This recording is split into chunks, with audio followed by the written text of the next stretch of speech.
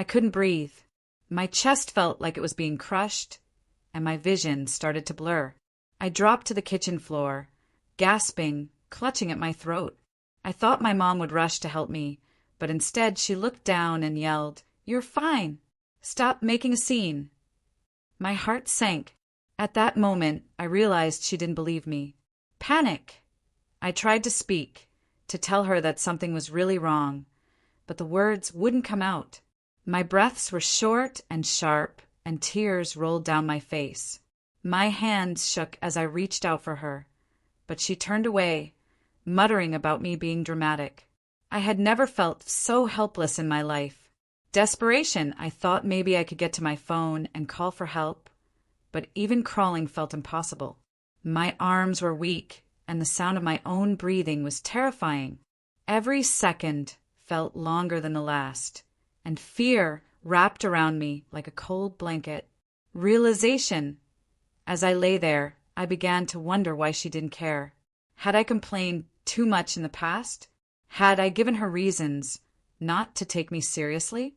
But this wasn't a joke. This wasn't for attention. My body was shutting down, and the person I trusted most wasn't listening. Helpless silence. Finally, I stopped trying to explain. My energy was gone. All I could do was stare at the ceiling and hope someone else would walk in before it was too late. But deep down, I knew that the damage, both to my body and my trust, was already done. It started with a sharp pain in my chest, like someone had punched me from the inside. I grabbed the kitchen counter, trying to steady myself, but my knees gave out, and I sank to the floor. My breathing turned into shallow gasps, each one harder than the last. I looked up at my mom, hoping she'd rush to my side, but she just frowned and said, "You're fine. Stop overreacting." Confusion. I couldn't believe what I was hearing. My mind raced. Why wasn't she helping me? I wanted to scream that I wasn't making this up, but my voice was trapped under the weight of my panic. My hands clutched at my chest as if holding it would keep me alive. Fear. Every second my body felt weaker. My head spun, and my vision began to fade around the edges. The air felt thick, and no matter how much I tried to breathe, it wasn't enough. I reached out toward her, desperate for her to see the truth in my eyes, but she turned away, shaking her head. Frustration. I felt anger mixed with the fear. Why couldn't she believe me, even now? Was I really that hard to trust? My thoughts blurred, and the sound of my own ragged breathing became deafening. I tried to crawl toward the hallway, thinking maybe I could find help, but my arms felt like they were made of stone. Isolation. In that moment, I understood what true loneliness felt like. It wasn't just being alone. It was being in pain, in danger, and realizing the person you needed most had decided not to see you. My body was screaming for air, but my heart was breaking even faster. I didn't just feel like I couldn't breathe. I felt invisible. It was supposed to be an ordinary afternoon, but suddenly my chest tightened like a heavy rope was being pulled around it. I froze, clutching my shirt, trying to catch my breath, but every inhale felt like fire in my lungs. My knees buckled, and I slid down to the cold kitchen floor. I thought my mom would rush to me, panic in her eyes, but instead, her voice cut through the air. "You're fine. Stop making a scene." Shock. Her words hit me harder than the pain itself. I stared at her, wide-eyed, trying to understand how she could stand there and think I was pretending.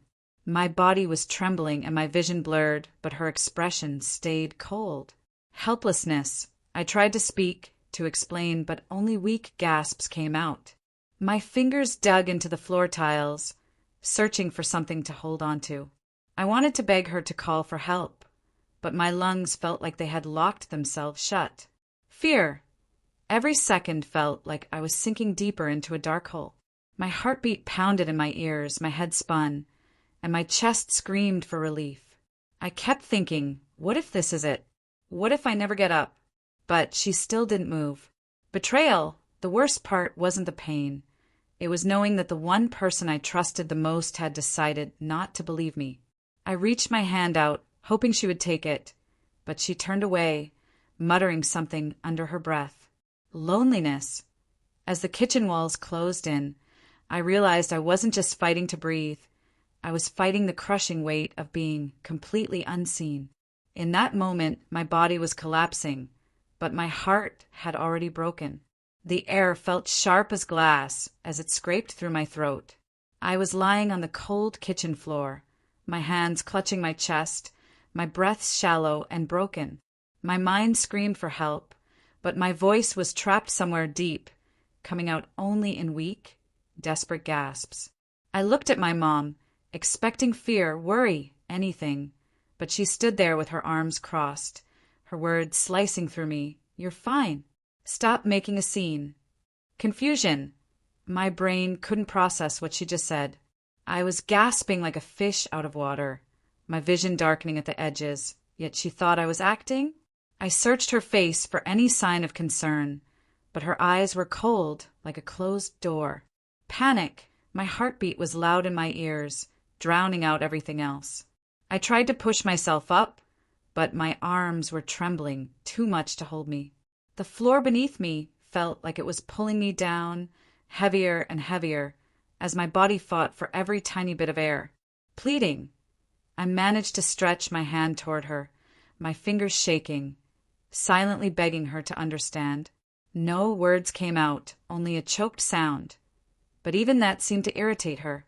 She turned away, muttering something I couldn't make out. Isolation, it hit me then. I was truly alone in that moment. The one person I thought would protect me didn't believe me, didn't even try to help. My body was shutting down, but what hurt even more was realizing her heart was shut too. Desperation. Every second felt like I was fading.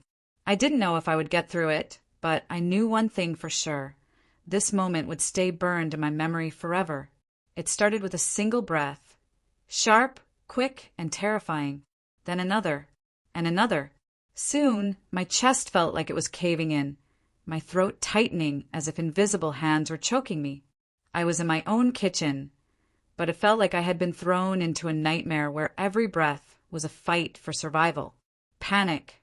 My hands flew to my chest, pressing hard, as if I could somehow force the air back in. My lungs screamed for oxygen, but each inhale felt smaller and weaker. My heart raced so fast I thought it might burst. My legs gave way, and I dropped to the cold floor, gasping like a fish out of water.